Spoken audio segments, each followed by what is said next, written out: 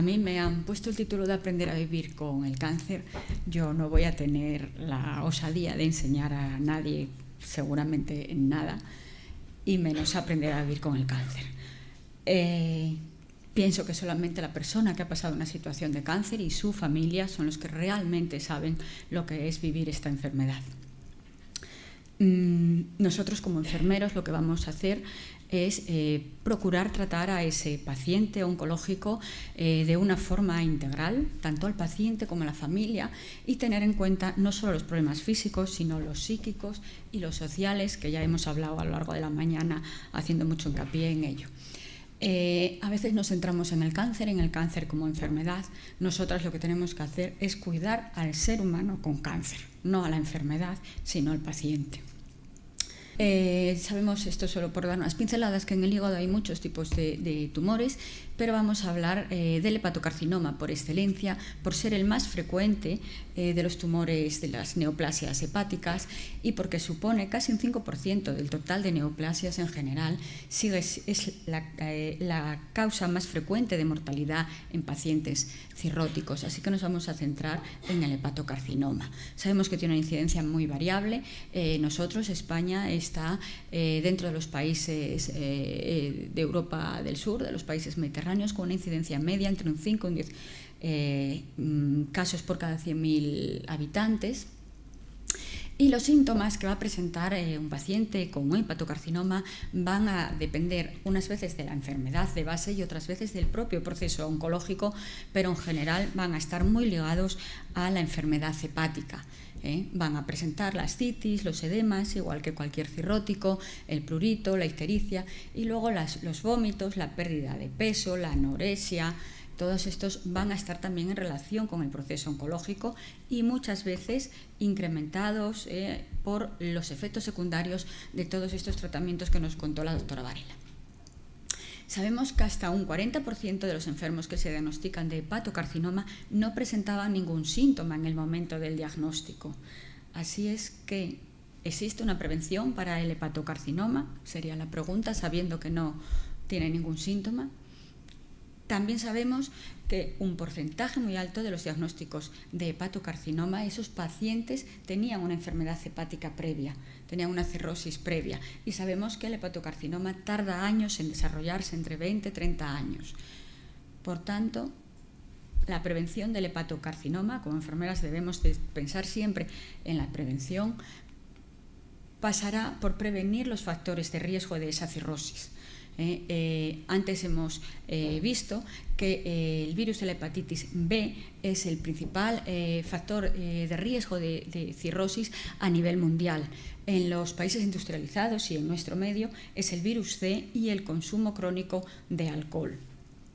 Cualquier tipo de enfermedad que vaya a desarrollar una cirrosis es subsidiario de llegar a hacer un hepatocarcinoma. Todas las enfermedades hepáticas, autoinmunes, etcétera, etcétera, tóxicos. Y hay un factor de riesgo ahora emergente que son las obesidades mórbidas y los síndromes metabólicos que van a producir una enfermedad, una esteatopatitis no alcohólica. Por tanto, la prevención del CHC va a pasar por la prevención de esos factores de riesgo y por el cribado semestral de todo paciente, a toda la población que tenga una enfermedad hepática previa. Esto es muy importante y nosotros debemos hacer hincapié para que los pacientes no se pierdan. Yo a lo mejor me solapo un poco con Raquel, esta chica de Pamplona, en cuanto a lo mejor a cuidados, aunque sean de otra forma, pero yo soy una enfermera hospitalaria y es muy importante que a veces los enfermos pueden marchar de la consulta y perderse para la siguiente revisión. Por tanto, los seguimientos debemos de tenerlos muy presentes. Sabemos que la única forma, el único tratamientos, como nos dijo la doctora Varela, existen varios, ninguno de ellos es muy beneficioso para el paciente, pero la única opción de tratamiento curativo es el diagnóstico del hepatocarcinoma en los estadios iniciales. Por tanto, cuando un enfermo en una consulta de estas de cribado llega y la doctora Varela o su homólogo le dice que tiene un nódulo en el hígado, que tiene un nódulo hepático, hay que confirmar que ese nódulo sea tumoral, y para ello el paciente va a someterse a una serie de estudios. Generalmente son estudios radiológicos dinámicos. Hoy en día no sé, biopsia prácticamente raro que se necesite una biopsia para hacer un diagnóstico. Una vez que confirman que es un hepatocarcinoma, es necesario estadificar cómo es ese carcinoma, si es uninodular, cómo es de grande, etcétera, etcétera. Además hay que valorar la función hepática del paciente y el estado general para poder darle una opción de tratamiento a la cual también debe participar el enfermo, y la familia debe de opinar, y así poder tener un pronóstico de esa situación. Como digo, en los estadios iniciales es cuando los tratamientos pueden ser curativos, si no serán tratamientos con intención de supervivencia, o ya en los estadios finales tratamiento paliativo. ¿Qué se preguntará el paciente cuando le dicen que tiene un tumor hepático, que es un tumor maligno? Pues lo que pasa por la cabeza de alguien que le diagnostica una enfermedad oncológica, la mayoría de las veces es que se preguntan por qué a ellos. ¿Por qué a ellos? Si muchas veces se encuentran bien, no tienen clínica, no tienen otra sintomatología, se van a preguntar qué tratamientos hay, cómo les van a afectar a su vida diaria, cómo les va a afectar a su entorno y a su familia, si van a poder seguir haciendo una vida normal, si van a poder ir trabajando. Debemos de tener presente también que las enfermedades hepáticas y el cáncer en concreto están muy estigmatizados por la población en general. Cualquiera se cuestiona que una enfermedad hepática la relaciona con adicciones a drogas, adicciones a alcohol, que muchas veces es verdad, pero no siempre, o incluso con promiscuidad. Esto también va a crear pues una sensación de malestar, a lo mejor de aislamiento en el paciente que sufre ese tumor. Vamos a hablar de emociones y de sentimientos. Tiene que ser el diagnóstico de un hepatocarcinoma o de cualquier tumor, tiene que ser un evento totalmente traumático que va a desestabilizar la vida de ese paciente y de esa familia, de su entorno. Por tanto, muchas veces los enfermos, cuando se les dice que tienen un hepatocarcinoma, van a negarlo, van a hacer como que tiran porque no se encuentran mal. Es un primer paso, una forma de respuesta. Luego van a tener miedo a los tratamientos, miedo a los efectos secundarios, miedo a cómo va a desarrollarse el proceso, cuánto va a durar, miedo a la muerte. Nosotros como profesionales esos miedos debemos de respetarlos, nunca debemos de confrontar un miedo, ni debemos de menospreciar un miedo. Para el enfermo es su vida y son sus miedos. Otras veces surge el enfado, la ira, el por qué a mí, el enfado contra el mundo, contra los profesionales, en fin. La pérdida de control es otro sentimiento frecuente porque van a la consulta, vuelven a ir, vuelven a buscar tratamientos, a hacer controles radiológicos, y todo esto influye en su día a día, en el día a día de él y de la familia. Por tanto, ese sentimiento de pérdida de control, de inestabilidad, de impotencia, también se va a sentir. La ansiedad es un factor muy desestabilizante. La ansiedad ante qué va a pasar probablemente esté presente en todo el proceso, desde el momento del diagnóstico hasta el final del proceso. Pero debemos de saber que no todo el mundo responde igual. Hay gente que responde pues, con optimismo, con confianza en el sistema, en los médicos, en los tratamientos.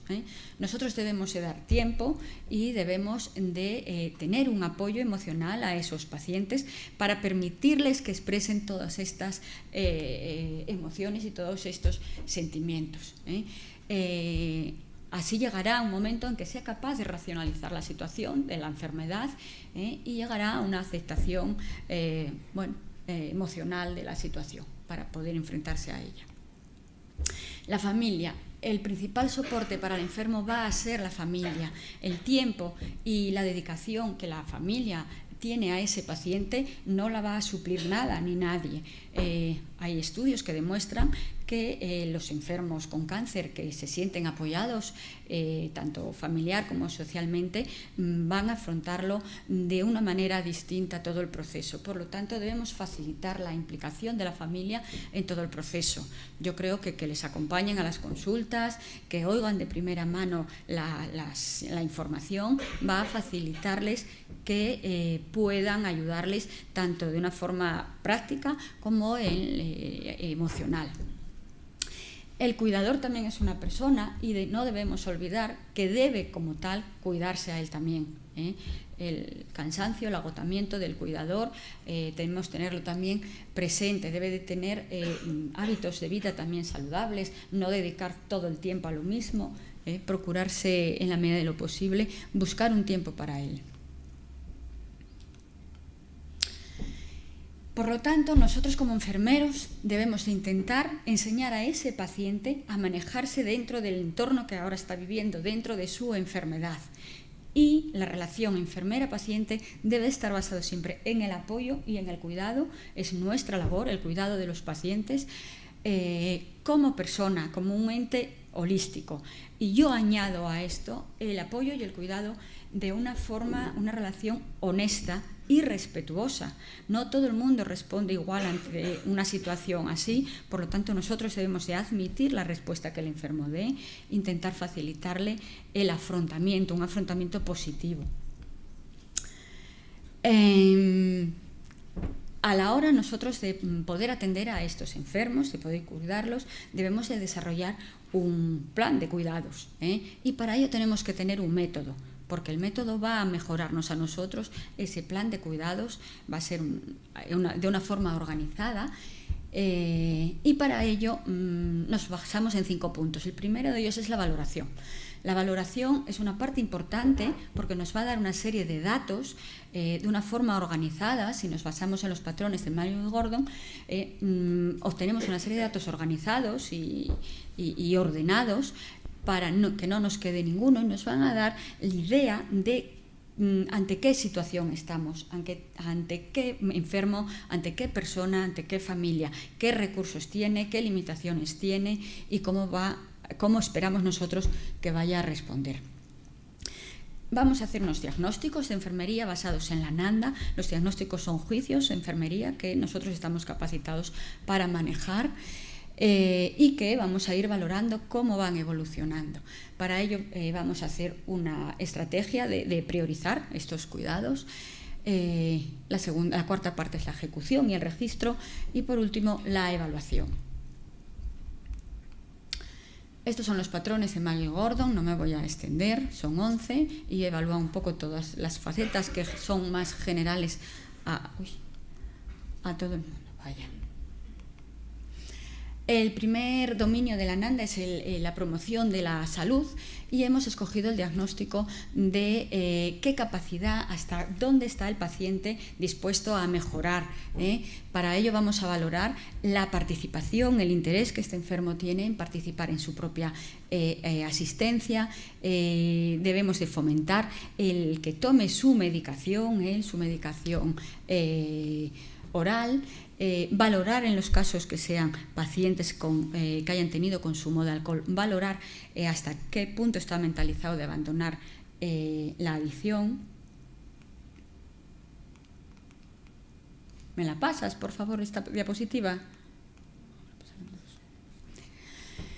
En el dominio de la nutrición, sabemos que estos enfermos van a tener muchos problemas de nutrición, tanto por su propia enfermedad como porque a veces pues están inapetentes, han perdido el interés por comer, tienen vómitos, náuseas, agravados también por el proceso oncológico y agravados también por los tratamientos. Por tanto, pues hacer hincapié en estos puntos. El riesgo de hidratación, las citis que van a generar, los edemas en miembros inferiores, todo eso va a originar un desequilibrio tanto en los líquidos como en los electrolitos. Es importante que sepan tomar la medicación, los diuréticos.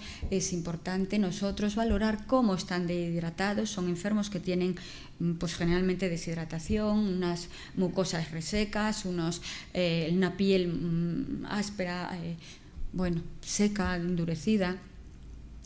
El intercambio, la eliminación y la excreción de productos de desecho del organismo va a estar deteriorada también. La función urinaria está deteriorada por el síndrome hepatorrenal que muchas veces tienen, y la función gastrointestinal por las diarreas, también agravadas por los tratamientos, alternando a veces con episodios de estreñimiento, lo cual no nos interesa nada por el riesgo de encefalopatía que tienen estos enfermos. Lo que es el sueño es un patrón que van a tener generalmente muy alterados, no solo por el aspecto emocional, por los miedos, por los temores, etcétera, sino por los aspectos físicos. Estos pacientes a veces refieren dolor, un dolor generalizado, por el prurito que tienen también. La movilidad la van a tener deteriorada también por los edemas en los miembros inferiores, por la debilidad muscular que a veces tienen tan brutal. Por lo tanto, debemos de fomentarles que en la medida que puedan, pues no dejen de hacer sus actividades diarias, en la medida que puedan hagan cosas, caminen, pero a veces les cuesta realmente, pues incluso levantarse de la cama o el aseo general. La respuesta cardiovascular van a tener un patrón respiratorio ineficaz, muchas veces por las citis. Lo que hablábamos de la intolerancia a la actividad, el riesgo de perfusión tisular periférica, lo que pues, a veces tiene una piel agrietada, reseca, con lesiones por rascado, etcétera. Debemos de fomentar el autocuidado, y el autocuidado lo valoraremos con las conductas de cumplimiento que tengan, con los autocuidados de su vida diaria, de lo que hacen por ellos mismos. A veces también vemos al enfermo cuando llega a la consulta pues descuidado porque no tiene fuerza, no tiene energía, esa falta de energía generalizada. La percepción-cognición, el riesgo que tienen de encefalopatía, a veces desde una encefalopatía leve que la familia refiere como que están raros o como que están un poco irascibles, agresivos a veces, y luego también por la inestabilidad en el control de sus emociones. A veces tienen recaídas, lo que por la mañana se hablaba, son enfermos que a lo mejor ingresan, mejoran, van para casa con su tratamiento, vuelven a tener recaídas, entonces todo esto va a producirles un desequilibrio emocional. La capacidad que tienen ellos para comunicarse, para expresarse o para recibir la información que nosotros les damos, que a veces les contamos cosas y ellos no reciben. Pilar, te quedan 2 minutos. Bueno, pues nos pasamos un poco todo lo que son el resto de los cuidados, porque este es el síndrome mano-pie, que la doctora Varela hizo hincapié, que conviene tratarlo ya incluso antes de que explicando la hidratación, explicándoles que no pongan ropas apretadas, etcétera. Y yo lo que tengo mucho interés es en explicar un poco que muchas veces, llegado al final de la vida, se piensa que ya no hay nada que hacer, y en esa situación, pues claro que hay que hacer. La enfermería, aparte de asesorar y educar en fases donde esto pues todavía tiene algún sentido, debe de comunicar. Yo creo que a todos nos enseñan técnicas de todo, de tomar atención, de hacer. Yo aprendí a hacer una cama cuando era estudiante, pero nadie nos enseña técnicas de comunicación. Y me parece a mí que con cualquier enfermo, pero sobre todo con un enfermo oncológico que está viendo que se está muriendo, la comunicación, la escucha activa por parte nuestra, eso es una labor muy de enfermería, debemos de tenerla presente. El formarnos como comunicadores es algo que estamos haciendo a diario, los diagnósticos, los tratamientos, los pronósticos, todo se transmite a base de comunicación. Me parece que es un punto muy importante que nosotros como enfermeras debemos de tener presente.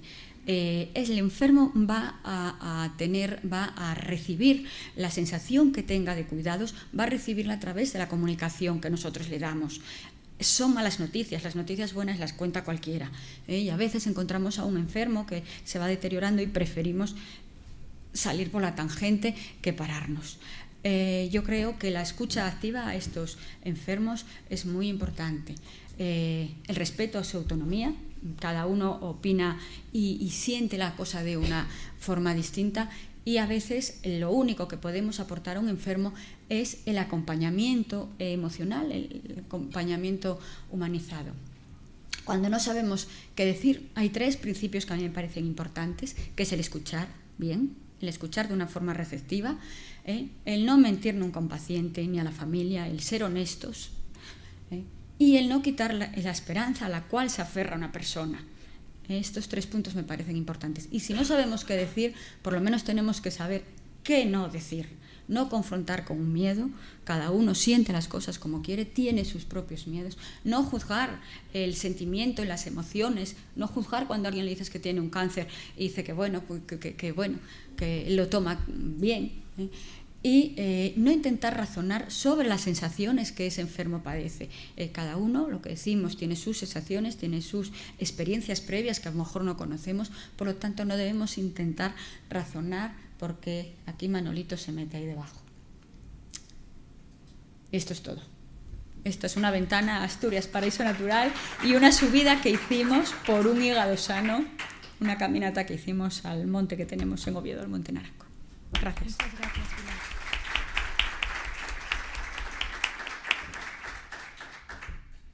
Muchas gracias. ¿Hay alguien del público que quiera hacer una pregunta? ¿Nos da tiempo para una preguntita? ¿No? Bueno, pues yo sí que te haré una preguntita. Mira, por lo que cuentas, tú estás en el ámbito de hospitalización. Sí, en las consultas. En las consultas. Entonces, nos hablabas de un paciente que parece que está muy en situación de final de vida, ¿no? Pero antes de llegar a esta situación, cuando este paciente está recibiendo todos los tratamientos, ¿qué tipo de seguimiento hacéis vosotras las enfermeras con ellos? ¿Cada cuánto los veis? Pues mira, ya quisiéramos verlos más. En mi hospital, no sé en el resto, no hay una enfermera con la doctora Varela en la consulta de patología. Somos las enfermeras del resto de digestivo las que nos ocupamos un poco de estos enfermos en la medida que podemos. Pero no hay un seguimiento reglado de no hay un el mismo seguimiento que tienen con el médico, ven a la enfermera, ¿no? No, porque eso no lo tenemos viable, no lo podemos hacer. Desde aquí yo creo que hay que hacer un llamamiento a las direcciones de enfermería, porque son consultas que necesitan una enfermera allí a pie de mesa continuamente. Y supongo que también, como hablábamos anteriormente, el tema de los cuidados paliativos a estos pacientes también llegamos tarde, ¿no? Con alguien por ahí que, por supuesto, en nuestro caso los cuidados paliativos se dan un poco, como decía Raquel, me parece, pues cuando el enfermo queda en casa ya prácticamente. Es así. Con lo cual poco tiempo da que luego hagan cosas. Muy bien, Pilar, muchas gracias por a estar vosotros. aquí. Gracias.